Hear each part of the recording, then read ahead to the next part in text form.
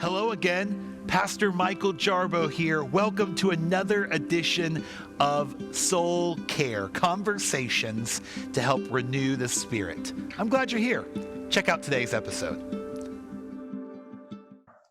Hey everyone, welcome to Soul Care. We're so glad you're here. And on this Friday, we're excited to have Adam Weber here as the pastor of Embrace Church in Sioux Falls, South Dakota, though from what I understand you have a campus in Minnesota now too, which is awesome.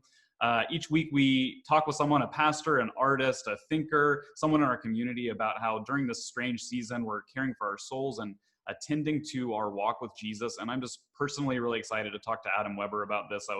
Before recording, was talking to Adam about how every pastor has a pastor, and Adam is mine from a distance. I've never even been to South Dakota, but was connected to him through a conference I went to back in 2016, and just I've kept up with him, listened to his preaching.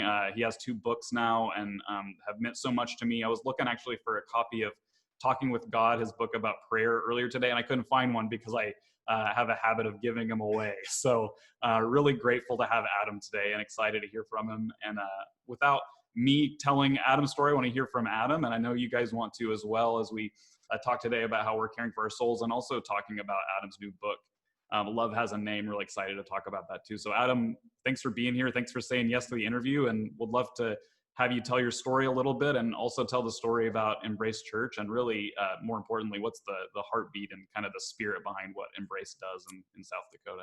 Yeah, well, Colin, first off, I just want to say it's a huge honor getting to be on the podcast with you. And just kind of cool to be able to put a face with a Twitter handle, Yeah. somebody that encourages me from afar. And so I give thanks for you and just the ways that God is using you. So a little bit about myself. I'm born and raised from South Dakota, lived here my entire life with the exception of 3 years when I went to seminary out in Kentucky. Came to Christ later on in high school, had a major transformation, went to business school, went to college at a school called Augustana in Sioux Falls, went for business and marketing, and always thought I'd start a company someday or start an ad agency. I love the look and feel of things, just always have an entrepreneur heart of just kind of finding out what makes something tick. And so went to business school the summer before my senior year of college. I was supposed to be on a spring break trip. When I didn't go on the spring break trip, cross paths with my home pastor, and he told me about a pastor that was looking for someone to fill in for him for the summer. And I thought it was a terrible idea. Through the craziest circumstances, I said yes. So the summer before my senior year of college, I filled in for this pastor. Within a week, I knew I was supposed to be a pastor. I was like, oh my gosh, no. Yeah. And so I got married that next summer. The next day, we moved to Kentucky, finished seminary, and I always thought we'd end up on the East Coast somewhere. Mm-hmm. Well, that pastor that led me to that internship that summer said, hey, we're thinking about starting a church in Sioux Falls. What do you think about it? And I thought it was a bad idea. I wasn't on social media. Now it's kind of starting a church is kind of cool, whatever. At that time, it just sounded painful. And I didn't want to do it, but I basically didn't have the courage to tell my pastor no. And so I agreed. And so I was 24 years old. We started a church. The first 3 years we struggled to survive. And then in September of 2009, we went to morning services. And in one morning, we over doubled in size. And it's just been a crazy, wonderful, brutal, beautiful, ugly, awesome journey. I got 4 kids. My wife and I, Becky, have been married for 16 years. We were talking before, it just gets better and better and better with time. I love old stuff, from old cars to fountain pens to cuckoo clocks, you name it, I can get into it. Just kind of the heartbeat of Embrace is, so the name Embrace comes from Luke 15, the story of the prodigal son. And I always feel like we're the most unlikely of people. I still don't feel like a pastor, even to this day, but I'm so thankful that on our worst day, when we're broken, when we've messed up, when we've screwed up, that God welcomes us home and throws a party for us. And so we're a place that reaches people who are maybe far from God or maybe don't want anything to do with God. And in the most beautiful way, and I'm very biased, obviously, I feel like even if you've been following Jesus for 20 years, it's a place that I feel like you fall more in love with Jesus and loving people who are far from Jesus and trying to be the hands and feet of Jesus. And so as a church, we have nothing figured out. I've never been more inadequate as a pastor in my life. And I'm not saying that humbly. It's just the honest to God truth. Yeah. And yet I'm so thankful for how God's working and moving. And how we can continue to speak and be faithful even through hard seasons like COVID. That's awesome. That's awesome. Well, just a side note, you mentioned fountain pens. I'm also rocking a fountain pen most of the time. No Big way. fountain pen guy. I have my little leather little folio with all mine, a big fountain pen guy. So very Right nice. there, Yeah, got a right pilot there. What are vanishing we point doing? here. Yeah. Very nice. I just No got other way into, to do it. yeah, this tells you the kind of nerd that I am. I just got into fountain pens 3-4 weeks ago. I bought Nice. a chair from a guy on Facebook Marketplace. I had no Uh-huh. idea who he was. Ended up getting invited to his house. He shows me his fountain pen collection. And Mhm. now because of him, I have 4 fountain pens. Yeah, That sums it's a up never Adam ending. Weber. It's Yeah. terrible. Uh-huh. Yeah, it's crazy. Yeah, well, if you're ever in Houston, there's this place called Drum Ghouls. It's an incredible fountain pen store. It's awesome. Check it out. Very cool. I will, Yeah. anytime that I get Uh-huh. to Houston, I will seek that place out Right on. like Right on. nobody's business. Yeah. Well, thanks for telling us about Embrace. I'm just like really inspired by that mission of like reaching one more person for Jesus and just, Yes. caring and loving for people like Jesus did. And so that's kind of like the overarching mission. You have a lot of awesome stories, I'm sure, about ministry Yeah. at Embrace.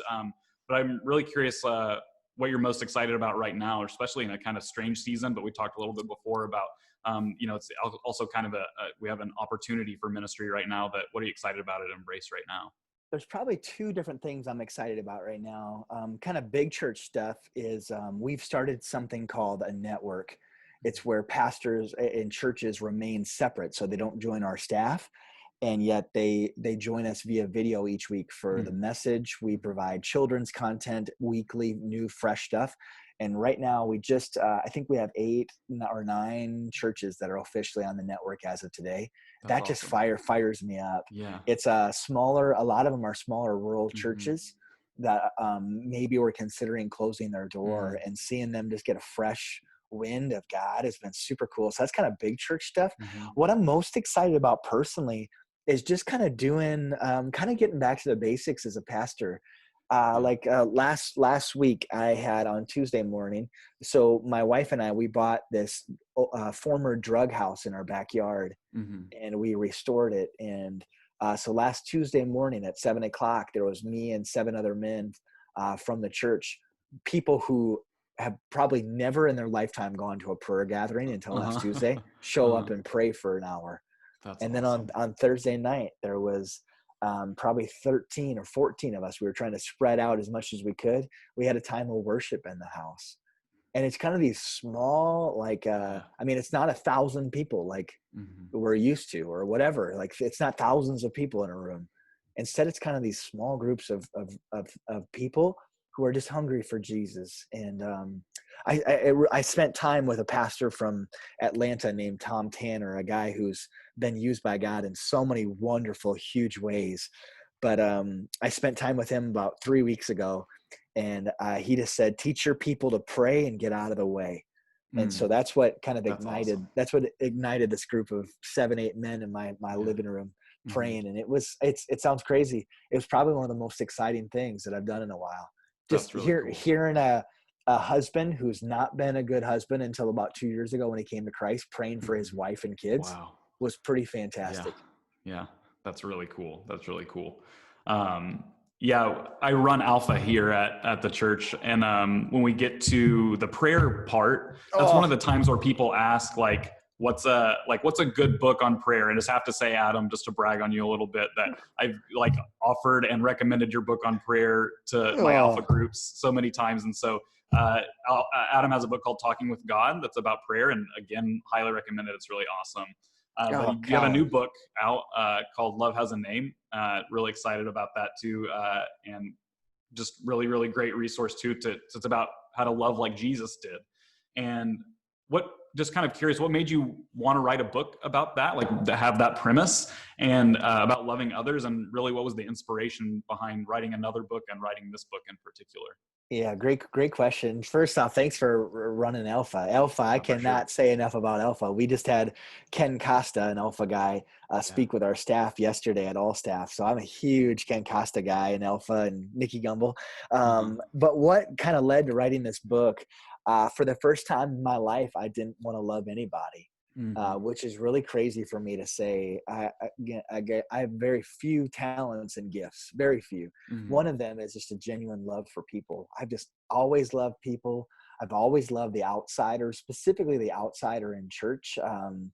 And so I've always loved people, but a few years ago went through a really hard season of my life. I had to make a really hard leadership decision that wasn't popular, and had a lot of people exodus out of my life. And Mhm. I think combining that with a season of burnout, I Mhm. just kind of, for the first time in my life, got really jaded. And Yeah. I wanted to love my wife and kids, a few close friends, and that's it. Mhm. So now fast forward to today, I'm at one of the most life-giving, wonderful seasons of my life, Uh-huh. but it feels like our world is where I was 2 years ago. Right. I mean, right now our world is like, I want to love my family, a few close friends, and everybody else can mind their business. If you Right. vote differently than me, think Mhm. differently than me, look differently than me, whatever differently than me, you can Right. mind your own business. Yet, unfortunately for us, if we're in that place, Jesus says that loving him and loving others is the most important thing. And so 2 years ago, not because I wanted to write a book, 2 years ago, because I didn't want to stay jaded, I had to relearn how to love people. Mhm. Like, what does it look like when you don't want to love people, when you don't Right. feel like loving people, when people are hard to love? And Mhm. Jesus really began to like teach me how to love again. And also I began to think about all the people who had loved me well. I Right. think if I was to ask you and anybody listening right now, who are the 5 people who have wronged you, hurt you, made you upset, we could easily list Yeah. off those people, because we Uh-huh. daydream about body slamming them, and we Uh-huh. we we daydream about running them over with our cars. Or like But come up with but the best comeback that we could have at the yes, moment, yes, you like, oh, I'm gonna say know. this, I'm gonna Yeah. post this on Twitter, Yeah. I'm gonna Yeah. get them. But what if we started thinking about all the people who were faithful to us Mhm. when we were unfaithful to them? Mhm. The people who showed up that we least expected that would show up, the people that came by our side and defended us on our worst day. Yeah. And we have a bunch of those people. We just Mhm. don't think about them as much. And Jesus is beginning to remind me of all those different people. Yeah. And really a combination of him and these people, I began to learn how to love people again. Mhm. Yeah, that's awesome. Yeah, you kind of made note of it that you structure the book. Each chapter is like the name of a person and the story about them teaching you how to love better, and it's really inspiring. But it's also really cool because on Soul Carriage we asked this question based in this African proverb that a person becomes a person through other people, and it's really kind of that same premise. And so maybe from one of the examples in the book, or maybe somebody you don't mention in the book, I kind of answer that question, like who is one of those people that made you who you are? Yeah. That's such a good question. I mentioned him a time or two in both books, but my dad is somebody that's Mhm. so much showed me what it looks like to love people. One specific example I'll never forget. He was an electrician until his health has really struggled the last 10 years or so. But he was an electrician, and a couple of summers during college, I wired houses with him. And I'll never forget, we were wired in a brand new house. So it's still just studs and there's no doors on the place really yet at this point. We're wiring and we're pulling wires in. And Mhm. oftentimes there'll be one specific place where all the powers from the basement go up to the outlets and to Mhm. the lights. So it's kind of a wad of wires. It's pretty important. So we were wiring this house and we were almost about to have it roughed in when a plumber came up to us and said, "Hey, Jim," my dad's name, "Hey, Uh-huh. Jim, I think I accidentally cut through all your Oh wires." no. And it's not something that you can just like junction them right there. By code, you do not want that. Mhm. And so he had went through the main wad. Oh Uh, yeah. and so my dad says, "You think you did?" And he's like, "I do." So they walked up, and at this point, I'm fuming. I'm Mhm. just a college kid. I'm Right. fuming. I'm like, anybody would check the other side of the wall. Like, all you needed to Mhm. do, you didn't have to go in the other room. You literally just look through the wall Yeah. and come back before they cut something. Mhm. And my dad walked up and he said, "You did. You cut them all." And he's like, "That's okay. That's okay. We'll start over tomorrow because we're getting close to the end of the day." And my dad came up to me and he's like, he cut them all, and was very kind. And I said, "Aren't you gonna lay into him?" Like, "Oh my gosh, Dad! Like, I know to check the Mhm. other side of the wall before I do something stupid like that. Right, right. And I was just angry. And he said, Adam, um, I can't count the numbers of times that I've been foolish in my life. Mm. And we'll start back tomorrow, and we'll start back over tomorrow, and we're gonna be all right. And I just remembered, and I was still angry. I'm like, just tell him he was an idiot at least. Like, you're gonna tell him he's gonna pay for it, right? Like, we need to figure that out. Like, he's gonna pay for all this because we just work for free now. And my dad was just so filled with grace in that moment. And I just remember thinking, like, this is what grace looks like. Mm-hmm. This is what grace looks like. It's one thing to read about grace. It's another thing to extend grace. Like, he wasn't just not angry at the person. He showed them grace and like kindness and said it was okay. Even when I was like, no. And even my dad's ability, my dad is my hero, even to this day. He was always so quick to say he was sorry. Mm. And quick to apologize when he had screwed up. And I can remember being a little kid, and he'd come up and wake me up, and he'd be like, hey, Adam, I just wanted to say I'm sorry. Mm. And to hear my hero say that he was sorry to me Yeah. was just so powerful. But it just Mhm. showed me, like, this is what the love of Jesus looks like. No one other than my dad, which is, I was partly defensive of him because I Mhm. knew he was such a kind man that he gets stepped on and walked over. And I'm like, defend yourself. Like Mhm. you need to tell them that they're idiots, you know? Yeah. And that is the total opposite of what Jesus says. Jesus, Right. like they ask you to go 1 mile, go 2 miles. They hit you on this cheek, turn your other cheek. Mhm. And this love that Jesus challenges us to offer is so different than any love that we're told to extend. Our world, it's so crazy. Our world is quick to shout love, love, love. It's like love is like the most important banner right now as a culture to carry. And yet, if you look past the surface, what it really says is love, love, love. If you think like me, look like me, believe like me, vote like me, everything like me. Right. The moment, it's so weird. It's like Uh-huh. love, love, love, tattoos, love. Again, accept the fine print. Except if you are different than me, then any way. Uh-huh. Then instead of love, the banner is cancel, block, cut off, belittle, Mhm. shame, degrade, make them feel like a moron, and make sure you get a video of it so you can post it all over Facebook. Right. Uh-huh.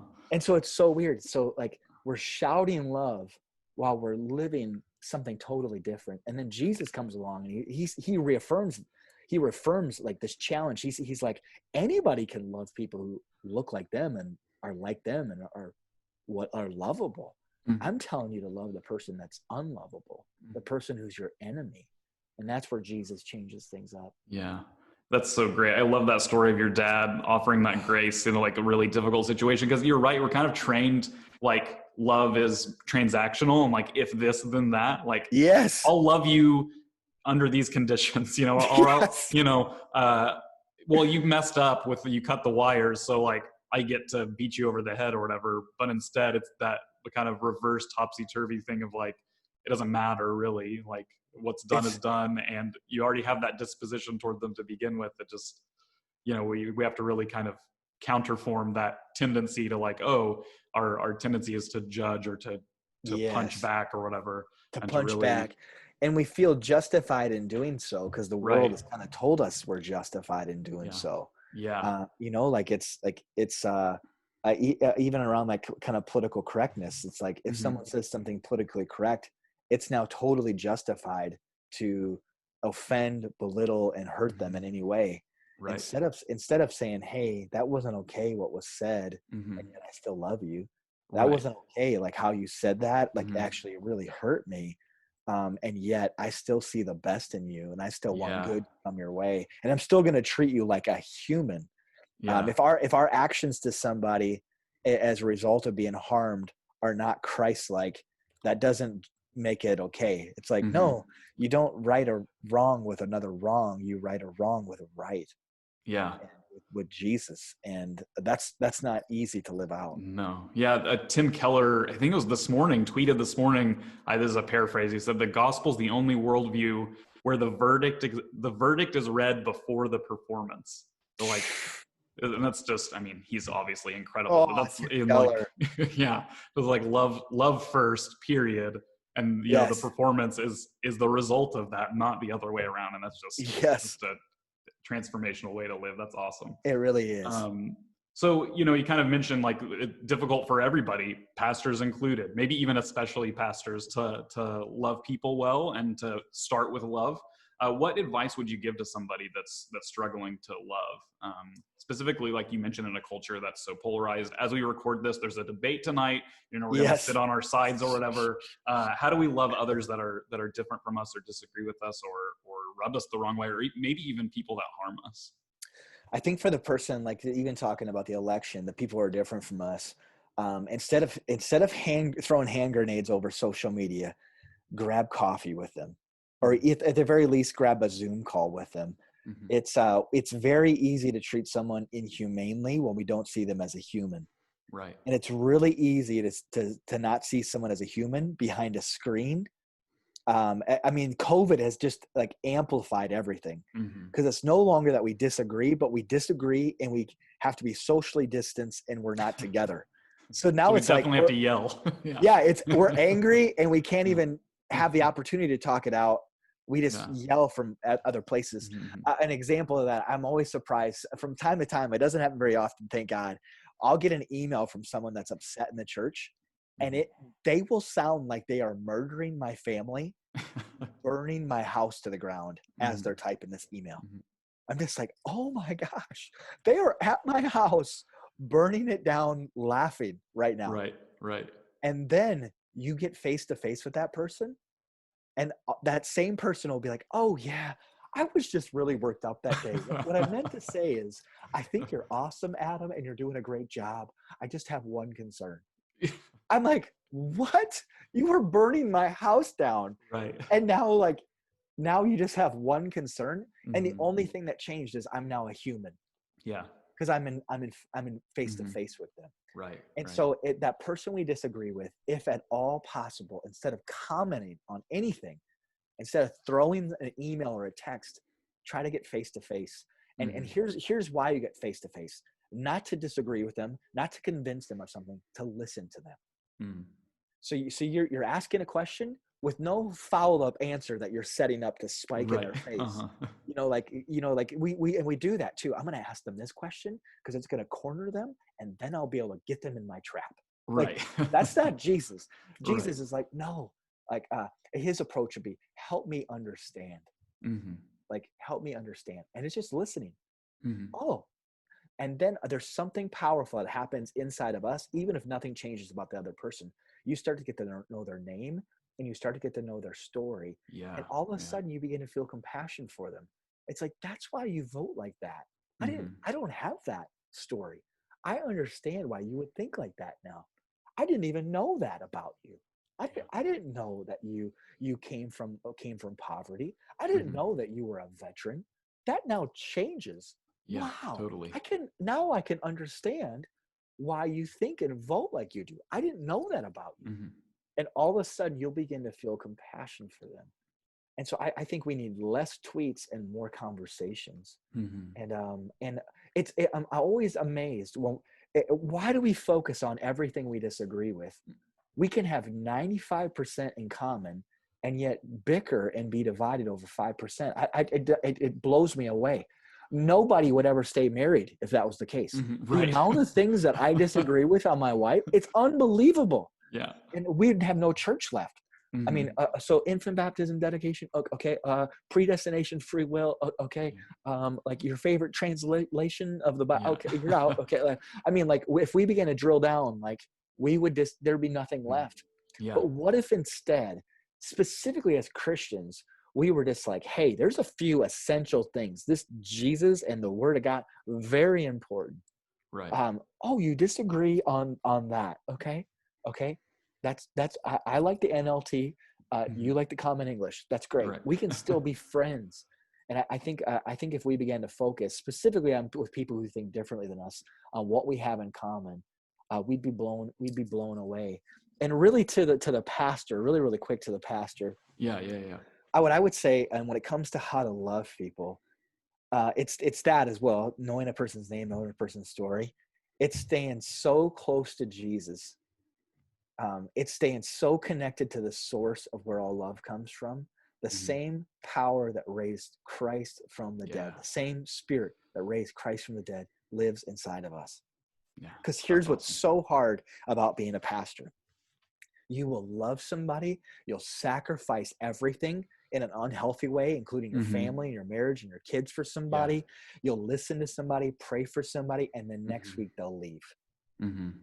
Next week, they'll not like one thing about your church and they'll be gone. Yeah.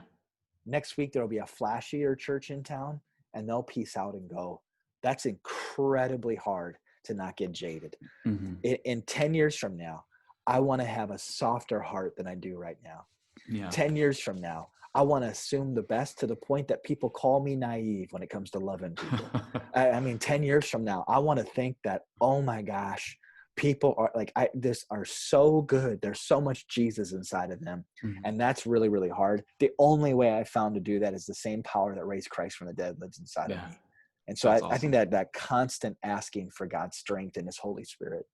That's so great. Thanks, Adam. Yeah, that's really resonates with me, and just I think is so helpful just to have that perspective of like, you know, what goes first, and like if I have any fault, I hope it's that I love too much. You know?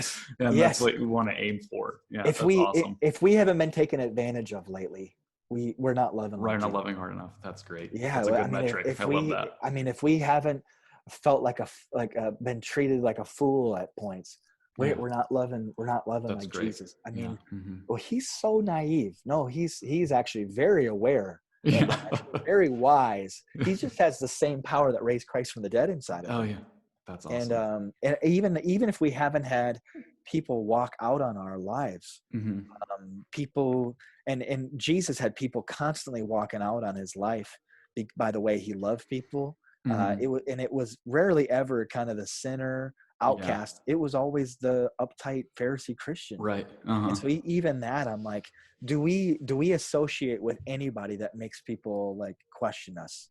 Yeah. Like, are you hanging out with him and her? Like what? Yeah. And so those are things that we typically don't think of, but I want to look like Jesus. Yeah, that's great. Well, some common ground that you and I have, so we don't have to argue about this, is that we both come from the Wesleyan tradition. You went to Asbury. I think I see Wesley behind you on your shelf back there. Is that Jesus? Oh, okay. Easily confused, long hair. Easily confused. This is Jesus, and this is bobblehead Cincinnati Bengals. Oh, wonderful, wonderful. And the Bengals need Jesus. Yeah, they do. Yeah. Well, we both come from the Wesleyan tradition, and he asked this really incisive question of all of his pastors. How is it with your soul? So however you want to answer that question, every time I read this in the interview, you know, as they say, it hits different. But how is it hitting for you? How is it with your soul, Adam? Oh, I'm honored you'd ask me, and what a wonderful question to ask people. I try to ask that question as often as I can. My soul is at such a wonderful place. I've never been more thankful for Jesus, and never been more thankful that he doesn't let me stay in my brokenness, my pain, my regret, my shame. Right now I'm reading through the book of Acts, and this time through the book of Acts, I've been focusing in on the Holy Spirit. Anytime the Holy Spirit's mentioned, I circle it and just kind of ponder it a little bit. And so my soul is at such a wonderful place. I feel like I've never enjoyed my time with my wife and kids more. I've never just been more aware of God and just trying to stay really close to him. I'm at a time of wanting like clarity. I think during COVID, we're all kind of like, okay, there's a new normal and we're supposed to pivot. Okay, where am I supposed to run? Like I'm a really goal-driven person. So I'm like, but okay, so I want to pivot. I'm open. Let's do this. Where? Like, where do we go? And right now, God has just been saying, hey, just seek me. Just focus on me. And I'm like, okay, I got that. But like, but what direction am I supposed to run? And he just keeps saying to seek me. That's and great. Again, I'm a doer, achiever, and so that's really, really hard.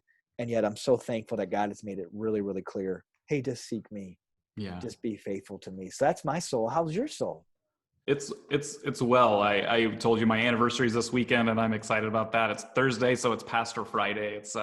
It's great. I'm winding down the week and just have had some great moments of God working. And, we just started in person, like reservation worship just a couple of weeks ago. And there's just been some people I've seen in person that I'm like, oh yeah, you exist. Like I haven't seen you in person or on Zoom or anything in a long time. And just people just excited about, as horrible as this kind of season is for a lot of people, how much opportunity there has been for us to kind of dig deep into, forced to be quiet, forced to be alone. Like that was one of the first recognitions I had in the pandemic was like, oh, I have to live with myself. Like I can live without myself if I'm like running and going and doing all this time. And then when I was stuck at home for so long, like it's like, oh, this is me. And so I've been running, which has also just been really filling me up. And so that's been really helpful for my soul too. And so thanks for asking me. Really, one of the cool things that's happened through COVID is my relationship with God has just went to an even just more wonderful place. And also back in March, I started working with a personal trainer. Oh, nice. And so I'm the healthiest I've been since college. I'm down like 25 pounds, 5.5 inches.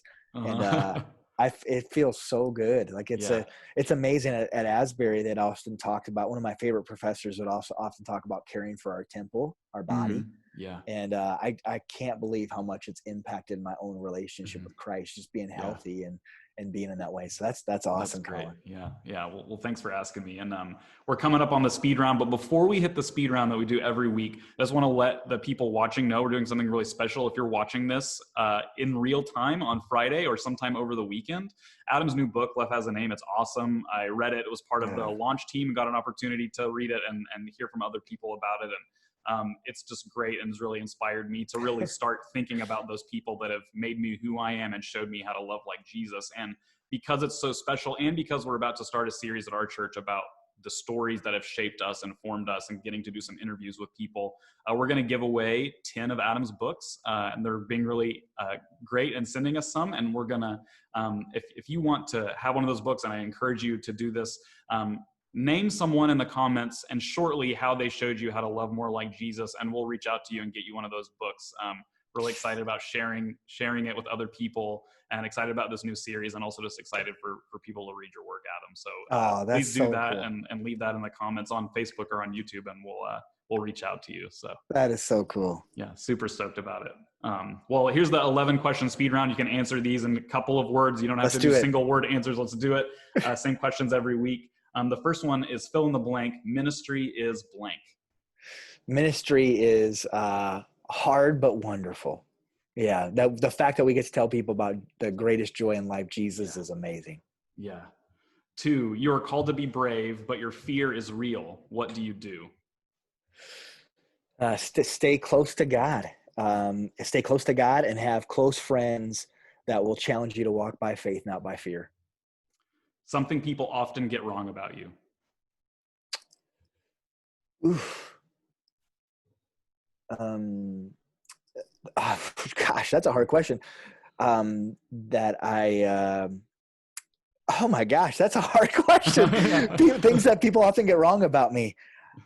I think the main thing that I feel usable by God, that I'm kind of this successful, like confident person, when the truth is, daily I have a wrestling match with questioning God's ability to use me. Yeah. The last TV show you binged and loved. This is going to sound totally a Jesus answer. The Chosen film. If you have not watched this, oh my gosh. Away from that, the Goldbergs is a non-Jesus. Yeah. I love the Goldbergs. I dream of that mom being in my family somehow. 5, favorite movie. Favorite movie. I'll just say the classic that I just rewatched, The Count of Monte Cristo. Oh yeah. It's awesome. An old film. I just rented it on my phone the other night and watched it. That's great. 6, a concert you'll never forget. Oof. Concert I'll never forget. Oh my gosh. There's been a whole lot of concerts I'll never forget. Probably a concert I'll never forget just because it was such a memorable moment was seeing Collective Soul. It would have been 2003 New Year's Day in Arizona. I went to the concert by myself because I was in Arizona with my family. And found out Collective Soul was playing at Arizona State, and I'm like, I am going. I am not missing. That's awesome. What are you reading right now? What am I reading right now? I'm reading 2 books. I'm reading X by John Bevere, which hasn't released yet. Mhm. And I'm reading Lisa Bevere. So I'm reading the husband and wife books, separate books. I'm reading her book called Godmothers, and it's been phenomenal. I'm a huge Great. Lisa Bevere fan. Very cool. What's on your bedside table? My bedside table, I have my fan that sits right by my face when I sleep. I put my glasses, and then I have a stack of books that I've finished by my wall, and then the current 2 books that I'm reading along with my Bible and a notepad. Awesome. A snapshot of a moment in your life that brings you joy. Playing football in my backyard with my 2 boys, my 2 oldest. Tell me one thing you're deeply, deeply grateful for right now.